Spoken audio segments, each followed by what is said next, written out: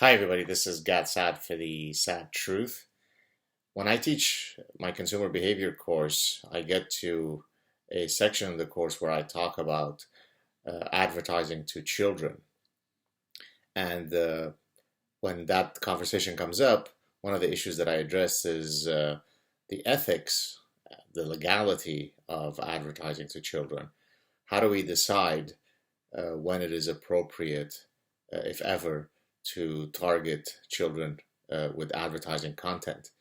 And the general idea is that as long as children don't have the cognitive and affective systems to uh, recognize that they are being potentially manipulated, that there is a persuasive message that is being targeted to them, then it is inappropriate to target them because they can't erect counter arguments, they can't erect defenses against the persuasive intent.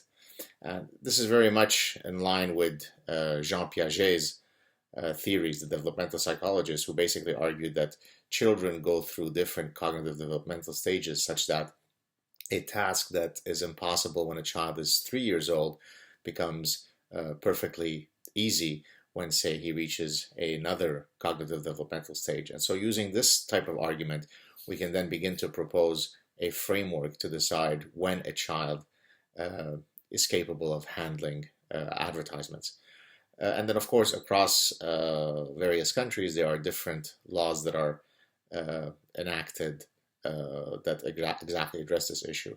Now, if you take, for example, cigarette companies, they are desperate to find ways to reach children because they recognize that if children don't begin smoking early, if they don't become consumers of tobacco early enough, then the chances of them picking up the disastrous habit becomes very, very small later on in life. So, for example, it is typically the case, I can't remember the exact number, but I think if you don't start smoking by the age of 19, you're almost perfectly unlikely to not start smoking.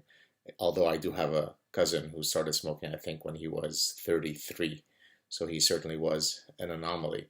But in any case, they have to find, they being the cigarette companies, all sorts of ways to try to get to the children. This is why children are able to recognize Camel Joe, uh, despite the fact that technically you're not supposed to be advertising to children. Children certainly seem to be aware who that particular advertising character is. So in any case, my point of talking about all this is that given all that I just said, whereby it is viewed as ethical, immoral, if not illegal, to target children, let's now talk about the greatest product ever devised. And I refer to that product in that particular way because it truly is a incredible product when it comes to its ability to be sold to a broad range of consumers across time and place, and that is religion. So, straight out of the womb, a child is indoctrinated with his parents' uh, religion. That child has absolutely, by definition, zero defenses. I mean, you could not have a more helpless being than a child straight out of the womb. And yet, while we are to think that it is illegal, immoral, and unethical to target children if we're trying to sell them chewing gum or cereal, uh, please feel free to indoctrinate them with your most fantastical Bronze Age superstition or other type of superstition, depending on your religious history. And guess what? The child is going to buy into it perfectly, and it's going to become very, very, very difficult later in life to, if you like, unlearn all of that brainwashing.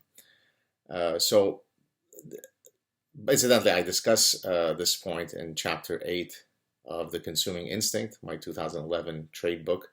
The title of the chapter is Marketing Hope by Selling Lies. And of course, there are many different peddlers of hope, none greater than religion. I also discuss this point about how we indoctrinate children with our favorite religious narrative straight out of the womb in one of my Psychology Today articles. I'll put a link to it in the descriptor below.